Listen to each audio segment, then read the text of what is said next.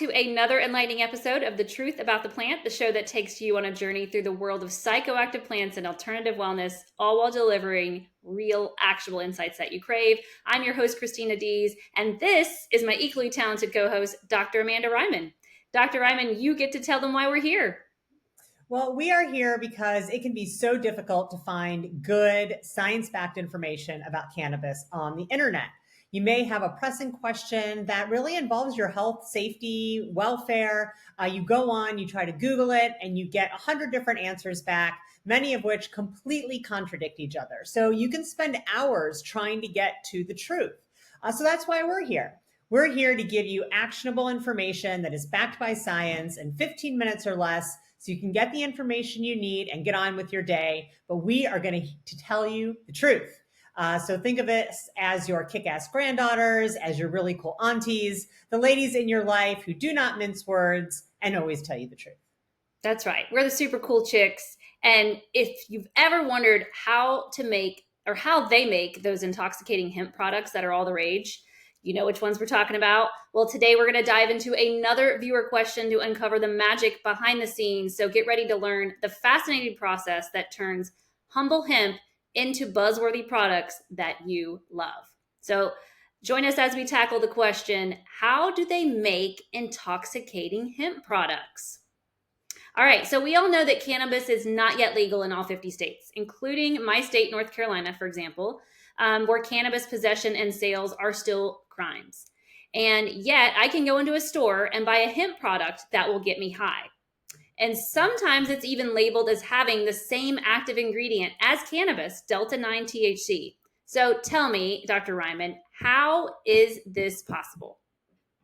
Well, we all know, as you said, that cannabis is not legal in all 50 states. But in 2018, hemp became federally legal through the 2018 Farm Bill. So hemp is defined as basically cannabis that has less than 0.3% THC. And when they passed the Farm Bill, it made hemp legal in all 50 states, whether or not cannabis was legal in those states. Now, they really didn't think that we were going to have scientists and other folks out there that were going to figure out how to take the CBD from a hemp plant and transform it into an intoxicating product, but we did.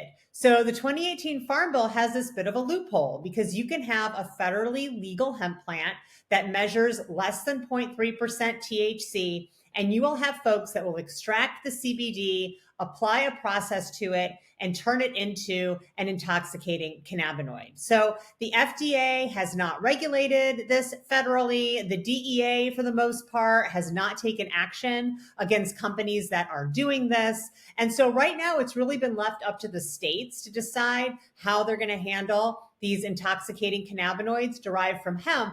But the Farm Bill is up for consideration again this year. And so there's a lot of talk about whether the federal government will close this loophole by including intoxicating cannabinoids made from hemp to the scheduled drugs list, just like cannabis is. Okay, so it sounds like something is going to happen this year. So if the feds are not taking action, are the states doing so? Well, it really depends on the state. Just like you see cannabis laws as being a patchwork across states, hemp derived cannabinoid laws are also a patchwork. So here in Washington, where I live, they have passed a law that bans the sales of all intoxicating hemp derived cannabinoids. But in Minnesota, they regulate them. So I was in Minnesota for a conference recently. And some restaurants and bars and wine shops sell intoxicating hemp beverages. And this is all regulated by the state. These folks have to get a license. The products have to be tested. California is considering a bill that would move these products under the purview of the Department of Cannabis Control. So they would be regulated just like products that come from the cannabis plant. And then you have other states like Tennessee, for example, that are really doing nothing. They have no cannabis laws. They don't have medical cannabis for the most part. So these products are just proliferating in those states without any kind of regulations whatsoever. So it sounds like it's really up to the consumer to know if these products are safe in most states. So how are these products being made? Well, you're absolutely right that it's really up to the consumer. And that's one of the reasons we wanted to do this episode today, because we want people who are out there who might be seeing these products either in stores or gas stations or online to have information about how they're made and what the risks are so they can make good decisions. So let's dive into the science. There's basically three ways that you can create hemp derived intoxicating cannabinoids. And what it really matters is how much of the cannabinoid you're trying to use is already in the plant and how much has to be created through another process. So, probably the simplest way is just through extraction. And so, what this means is that there is a compound or cannabinoid already in the plant and you're using a method, sometimes it uses solvents, sometimes it doesn't, to extract this chemical from the plant in enough amount that you can turn it into an isolate or a distillate for a product, right? So CBD is probably the most common one. CBD can be in hemp, so people can extract the CBD from the hemp plant and they can make CBD gummies and CBD capsules and CBD tinctures and beverages. Another example is CBN. So we've talked about CBN before. THC transforms into CBN. So you can have a plant that has a very, very small trace amount of CBN in it. But if you have enough plants, you can extract that CBN and get a quantity high enough that you can put it in a tincture or in a gummy or in a capsule. So extraction is probably the simplest way. And the most straightforward way that some of these products are made. Kind of the next level up is a chemical process, right? So extraction is very simply taking that product out of the plant and kind of bringing it together into a larger amount. But you can also convert those cannabinoids into something else. So, for example, you can extract CBD out of the hemp plant and then you have to apply a chemical process to that CBD and it transforms it into delta 8 THC or delta 9 THC. So you're basically taking something that already exists in the plant, but you're adding a chemical to it that transforms it into something else. Now, the last method I want to talk about is synthesis. And this happens when you're trying to create something that isn't even found in the cannabis plant and also is not derived from something that is found in the cannabis plant. So in this process, you're basically using a food or pharmaceutical grade molecule. You're applying a chemical process to that, and then you are transforming that into the desired cannabinoid. So when we see things like HHC, for example, or delta 10 THC, for example, sometimes these do not start with the plant at all. They start with some other compound that you're then adding chemicals to in order to transform it into the final product. Yeah, and I heard like some of these products, like flour, they're actually spraying that flour with the Delta 8 to make it legal in these states, which doesn't sound safe. So it sounds like some of these processes require chemicals and compounds not found in the plant. So are they safe? Well, that's really a two-part question. And you bring up a really good point about the flour, which we'll get to. So the first question on safety is the process itself safe? So anytime chemicals or solvents are used to make something, there is a risk that they're not all flushed out of the finished product. And these are not things you want to be ingesting. These are not things that you want to be putting into your body. And because there's no regulation over the manufacturing of these products and no testing requirements, the product is only good as the person who makes it. So there could be a product that's made in a very professional manufacturing facility where they are following good manufacturing practices and testing everything. And then there's a product that could be made in someone's garage. Unfortunately, someone can slap a pretty label on something, and it can be really difficult for the average person to know whether or not this product was made safely. So that's one issue, and we'll talk about how to figure that out in just a minute. The second safety issue is that for some of these compounds, especially the ones that are not naturally found in the plant, we have no idea how safe they are to use long term. People have been using CBD and delta 9 THC and the other compounds that naturally occur in the cannabis plant for thousands of years. So we have a pretty good idea that they are relatively safe. But these novel cannabinoids like delta 8 or delta 10 or HHC We have no idea what the long term effects are of using these cannabinoids. I mean, they may be similar to cannabinoids that are found in the plant, but they're not exactly like cannabinoids found in the plant. So if you think about a shoe that's maybe just like half a size too small for you, it may look like your other shoes and it may work like your other shoes, but if you wear that shoe for long enough, you're going to get blisters, you're going to get foot pain because it just doesn't fit your system correctly. And that is something that we really don't know. We have very little research on these novel compounds and how they may impact the body over time. Well, I've seen some of these products, mostly in the form of drinks and edibles, like gummies. Are there other forms as well?